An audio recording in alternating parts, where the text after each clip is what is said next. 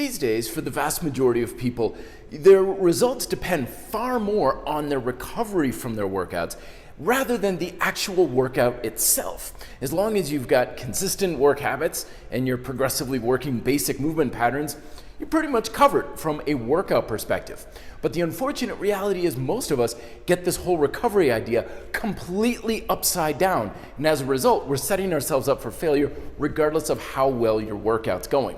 Now, when you Google like recovery and stuff, you get a lot of ideas and a lot of people promising products and services saying like infrared saunas, Theraguns, foam rollers, ice baths and stuff. And this stuff isn't bad necessarily, but it's actually a very small, tiny, almost trivial piece to the whole recovery puzzle. Meanwhile, we're largely ignoring the stuff that's actually important or going about it the wrong way. The biggest factor in your ability to recover by far is sleep. And the reason is multi-influential. Sleep does so many things for your hormone balance, for your neurological repair, muscle repair, basically everything you need to recover for getting the results you want will largely come from sleep. And the thing is, we can't compensate for a lack of sleep either. There's no drug, there's no supplement, and there's no technique that can kind of fill in the gaps from poor sleeping habits. The only thing that works as well as sleep is sleep.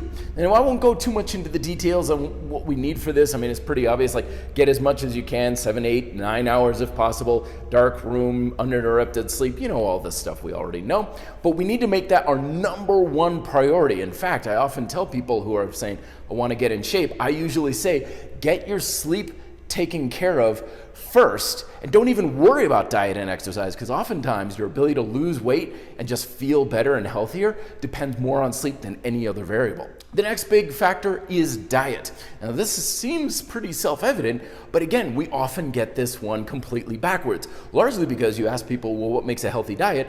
And a lot of people adopt dietary habits based on deprivation and restrictive habits. And it's not entirely bad in some cases. I mean, if you're eating too much carbohydrate, too much sugar, too many calories, then yes, cutting back on that stuff is definitely a good step forward. But it's only, again, one small piece. You don't want to make that your entire game plan, and as more advanced you get, that should be a smaller and smaller component of what a healthy diet is. Here at the Red Delta Project, I'm always teaching that the mark of a healthy diet is dietary habits that remove stress from your life, not contribute to it. So if you're fighting hunger, cravings, lethargy, guilt about eating, anxiety about food and stuff, those are signs of a bad diet, even if it's clean, right? So we want to make sure that when we're eating for recovery, one, we're eating plenty of food, lots of food, good food too, whole foods, things that satisfy your hunger, satisfy your energy level, make you feel good from eating them. Your food and your dietary intake should not be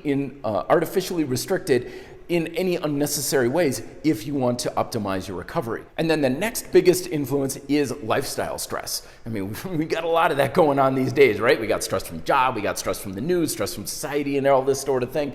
And most of this is completely voluntary.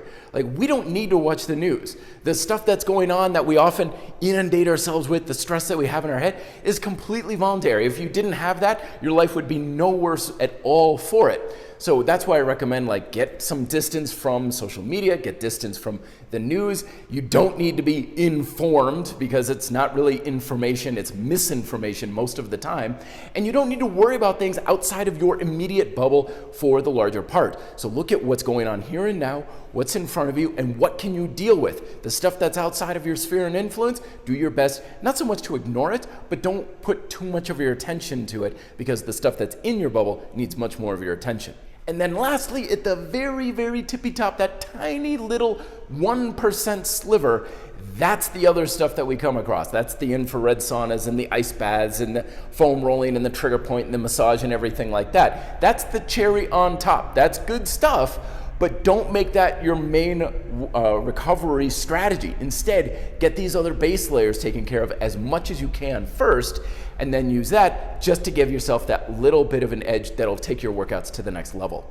And as always, I want to hear from you. What are your best #1 recovery tips? Leave them down below for the RDB community. We greatly appreciate it. More videos here. Thanks much for watching. Be fit, live free.